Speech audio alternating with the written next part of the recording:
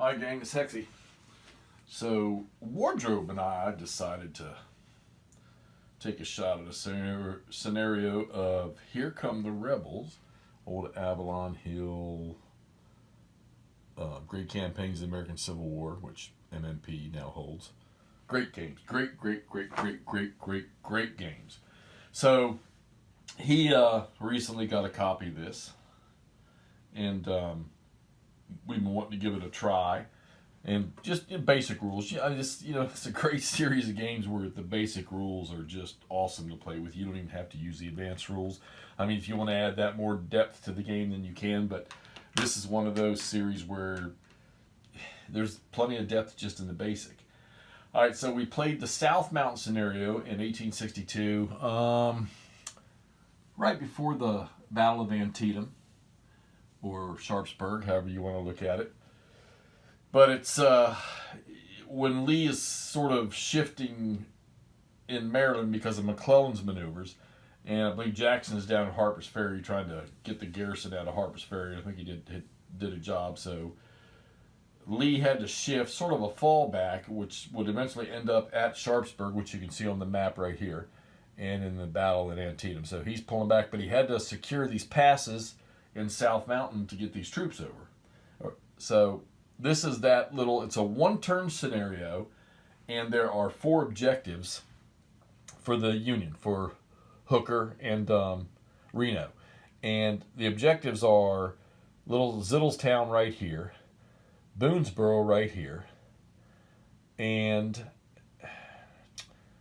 see, it's Zittlestown. I can't think what the other one is, but there's 3 objectives here. Boonesboro's one of them, and then there's just one down here. And there's victory points for each one of them. Now, you see these X's down on the map. The Union cannot go into these X's. So they cannot bypass this gap to the south. And I'm thinking what this represents is the activity of Jackson working down in here trying to deal with Harper's Ferry, because there's another scenario now. The next scenario deals with this. They could bypass to the north. So in the initial setup, the Confederates are pretty much sitting here along this gap. Longstreet's sitting up the road there in Hagerstown with 2 or 3 divisions, and they've got 1 cavalry unit. So the Union is deployed along this road. Reno in the front, and then Hooker's back here in Frederick, which you can barely see the edge of it there. So the 4 objectives were for the Union to take. Well, the Union was to take those 4 objectives: break through South Mountain. Boonesboro's the biggest one at 7 points, and Zittlestown I think was 4 points. And the other 2, I don't know what they were. They never took them anyhow. So with Reno up front, we decided to bypass around, since the Union gets the first activation. We did a core activation with Reno, and we bypassed around it to hit Boonesboro. As you can see, we're sitting in Boonesboro. Okay? Notice that's Hooker. Well, it was my poor tactical decision to empty this road here of Reno's troops, which, when the Confederates got their first initiative, 5th Virginia Cavalry decided to move it down there and block Hooker coming out of Frederick. You can see how good a job that did, right? 5th Virginia's still sitting down here, and Hooker's sitting up here, himself sitting in Boonesboro.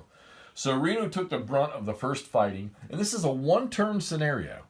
So Reno took the brunt of the fighting on the bypass.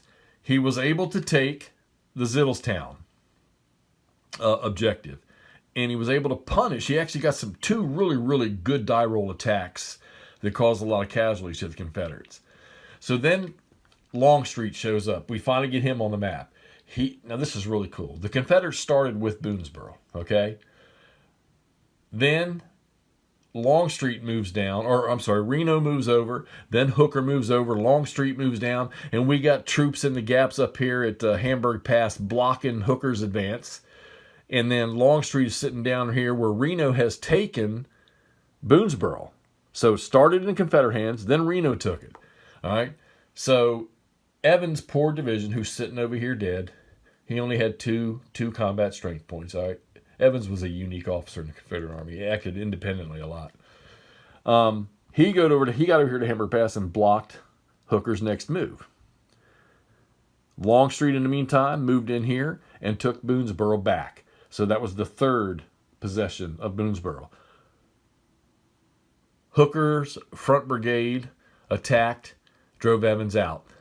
But Evans retreated back here to where you see Meade sitting right now. So there was still no free approach for the other two divisions from Hooker's corps. So then they attacked again. And then they drove down in here, and they went to attack Longstreet, and nothing. And we're thinking, well, this one's over. The Confederates, this is going to be a victory point game. And the Confederates' Hood had driven in and took back Boonesboro. Meade forced an attack on Longstreet, who was sitting at a fatigue level of 3, and we created that last fatigue level on Longstreet and D.R. Jones's division, which is a big division of 10, to a fatigue level of 4 where he could not perform any more actions. He couldn't attack, or all he could do was defend. And then we're thinking to ourselves, well, that's it. The Confederates have taken Boonesboro back, and we realized we had one more division, and that was the hero of the game, Ricketts, from Hooker's corps. And we moved Hooker over to Ricketts. We attacked, and on the last strike of the game, Hooker drove Hood out of Boonesboro. They took it back, and it ended up with a 9-point victory condition, which turned out to be by 1 point, a decisive Union victory. And I'm going to tell you, I know that Wardrobe and I were yelping and screaming back and forth for both sides, back and forth, because it came down to literally the last Union unit that had the ability to activate and do something, and it was a successful attack. And of course, the attack was one thing, and we did the defenders' results of Hood of having to retreat, and we were like, okay, well, that doesn't mean it's over. What happened to Ricketts? And Ricketts got an advance, and he was able to advance into Boonesboro, and there was really nothing else we could do because these two Confederate units here, there was no way they were going to be able to get back around here and make this attack. And besides, there were only 2 strength units. So what a game. Took us a couple hours to play it, 1 turn, and man, what a barrel of fun. I know Wardrobe enjoyed it. I'm sure he's going to post his review of this here shortly, or hopefully here in the next day or two. So this is my quick look at it. This is kind of a refresher for me because I played it a while back, and I wanted to get it back out on the table. And of course, Wardrobe's learning it too. So we really enjoyed this. At least I know I did. I'm sure you'll hear what he has to say about it, but I think he enjoyed it too. And not sure, might play a few more of these. I got the whole collection, so I'll also play some of them, right? And of course, I'm still working on Hurt and Forest over there, and OC and Smolensk. All right, so this was Here Come the Rebels from Avalon Hill in some year. I don't know. We're on boxes. It's old. I think this is the second game in the series. Kibler maps, great game. Really enjoyed this. I'm going to play a couple more scenarios of this, I think. All right, let's get this posted so y'all can see the outcome of this game. All right, talk to y'all soon.